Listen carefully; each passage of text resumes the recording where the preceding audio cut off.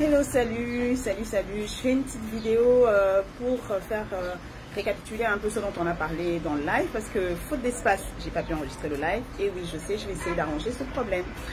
On a parlé du commérage, de la médisance. Qu'est-ce que ça fait sur nous, les personnes qui sommes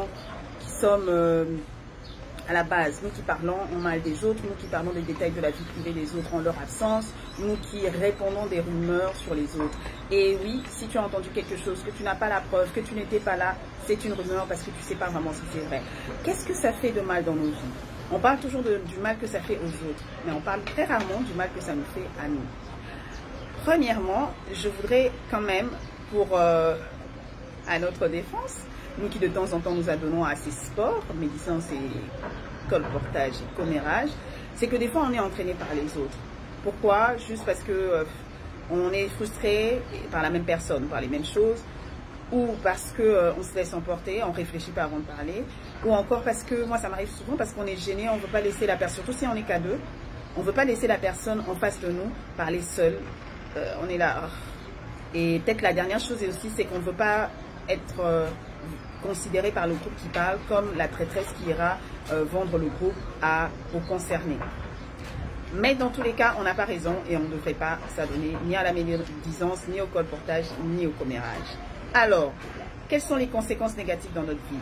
Première des choses, je pense qu'on passe pour quelqu'un, pas qu'on passe, je pense que même les personnes avec qui on parle nous considèrent que nous ne sommes pas dignes de confiance. Voilà, que nous ne sommes pas dignes de confiance.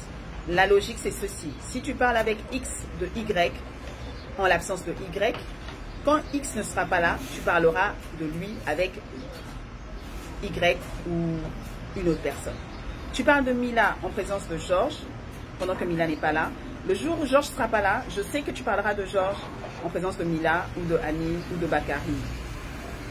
Et même si tu ne le fais pas, c'est ce qui se passe dans la tête de ceux avec qui tu parles. Donc réfléchis bien. C'est juste logique et je pense que la plupart du temps, ils ont raison. La plupart du temps, ils ont raison. Donc ne le fais pas. Les gens avec qui tu es ne pensent pas que tu es cool, que tu es sympa, qu'on a toujours quelque chose à dire avec toi. Oui, ils pensent ça, mais après, ils pensent aussi que tu vas leur faire la même chose et ça brise un lien de confiance.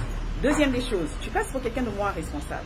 Moi, si j'étais chef d'entreprise, je ne promeux pas la personne qui parle du mal des autres auprès de moi. Parce que oui, beaucoup de gens le font aussi avec les boss.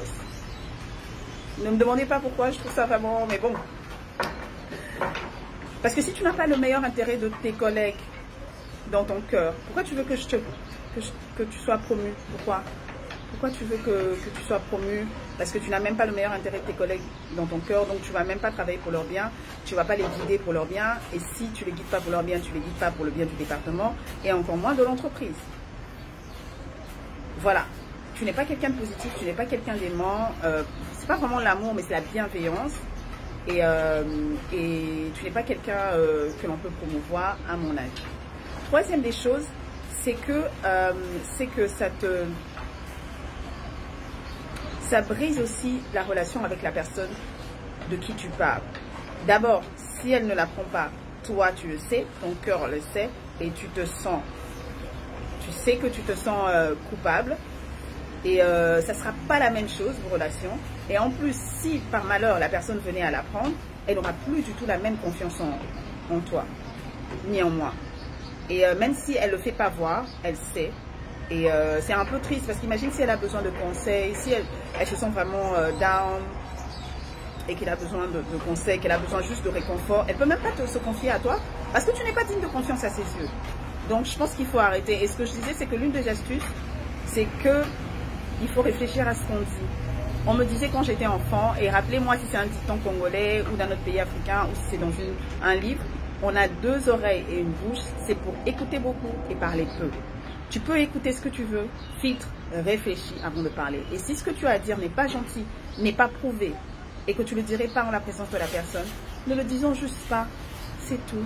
Voilà ce que j'avais à nous dire. S'il vous plaît, en commentaire, dites-moi quelles sont vos astuces pour cesser le commérage, la médisance.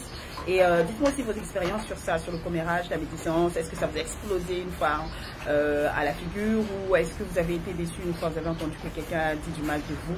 Partagez votre expérience, portez-vous bien, protégez-vous et protégez les autres. Goodbye.